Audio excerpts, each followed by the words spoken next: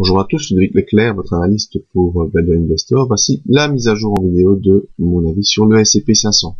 Alors cette semaine, le S&P 500, une belle grosse semaine haussière où on s'affranchit de la médiane de Andrews baissière. C'est un très bon signe. On va pouvoir la dégager. Paf.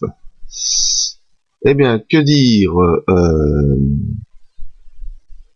depuis ce support ici des 1353, et on a eu droit à déjà ce très beau Marubozu qui a eu lieu le lundi, donc lundi à l'ouverture, paf. Super Marubozu haussier, ça c'est un bon signe en général pour une poursuite. Ensuite le lendemain, petite bougie d'hésitation, mais c'est plutôt une bougie de confirmation, ça veut dire qu'on tente d'inverser la tendance, vous voyez par une pénétrante ici qui vient quasiment jusqu'à 50% de la bougie précédente, mais on termine quand même par une légère séance haussière. Alors il y a un jour qui a été, ça c'est mercredi, sous la M20, petite bougie qui progresse aussi, on hésite un peu. Jeudi, il n'y a pas eu de séance, jeudi, pourquoi? Parce que c'était Thanksgiving aux États-Unis, donc pas de séance. Et vendredi, c'était une demi-séance parce que c'était le Black Friday. Et malgré cette petite séance, vous voyez qu'on a franchi la M20 à la hausse, franchi la M100 à la hausse, par un Marubozu, on est revenu au-dessus de la résistance des 1405, qui était une résistance qui a eu un rôle assez important dans le passé. Donc tout ça sont des bons signes pour une poursuite d'une impulsion. Voyons nos indicateurs. Le MACD, lui, suite à cette belle impulsion de toute la semaine, eh bien, se retourne à la hausse. Son signal est également haussier. Ça, c'est très bon pour une poursuite de mouvement.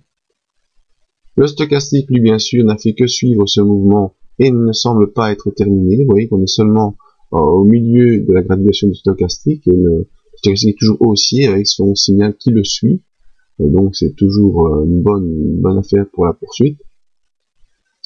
Ensuite, vous voyez que le RSI qui s'enfonçait de plus en plus, avec des points de plus en plus bas, eh bien, et donc des points hauts de moins en moins hauts. Ici, inverse cette tendance, et bien refaire un point haut plus haut que le précédent. Donc, il faudra voir si on peut poursuivre pour retourner au-delà des 60, ce qui serait vraiment une bonne chose pour poursuivre le mouvement.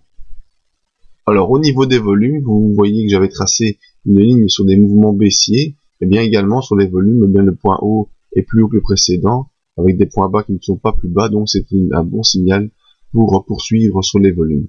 À noter également la ligne bleue, vous voyez, c'est la moyenne une moyenne 50 que j'ai moi-même configurée. Vous voyez que cette moyenne est complètement à plat. Donc ça veut dire que depuis déjà plusieurs périodes, eh bien on joue sur des volumes qui sont tantôt au-dessus de cette moyenne, tantôt en dessous, ce qui fait que la moyenne est complètement à plat.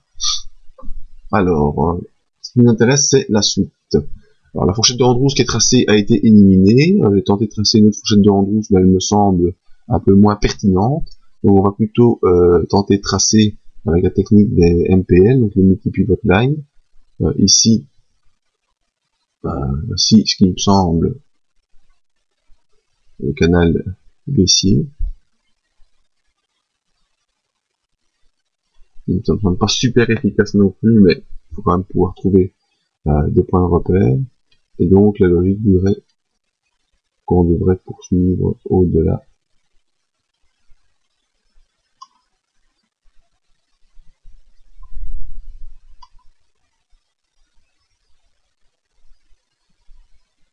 Voilà. Alors voici notre objectif se situerait, l'objectif aussi ici, vers les 1440, 1450. En tout cas, ça correspondrait plutôt au-dessus de la bande de Bollinger actuelle, vers 1439. Alors l'objectif serait de voir la réaction du cours sur les 1420, donc, qui était une zone de support mensuel ici, donc que le cours puisse poursuivre au-dessus de 1420 et ensuite au-dessus de cette M50 vers 1426. S'il y a une consolidation, on pourra avoir une consolidation du genre à revenir ici vers les 1405, vers la M100 avant de peut-être poursuivre vers le haut. Passage obligatoire. Poursuivre vers le... Mais poursuivre vers le haut du canal. Donc semaine prochaine sur surveillance, en effet, après une grosse impulsion haussière comme ça, on aura généralement une consolidation derrière. Voilà, c'était mon avis sur le S&P 500. Vous pouvez venir sur le site, venir voir d'autres avis, voir le briefing tous les matins pour le suivi de cette analyse, un petit mail pour vos besoins d'information et la page Facebook pour les mises à jour. Merci à tous, à bientôt.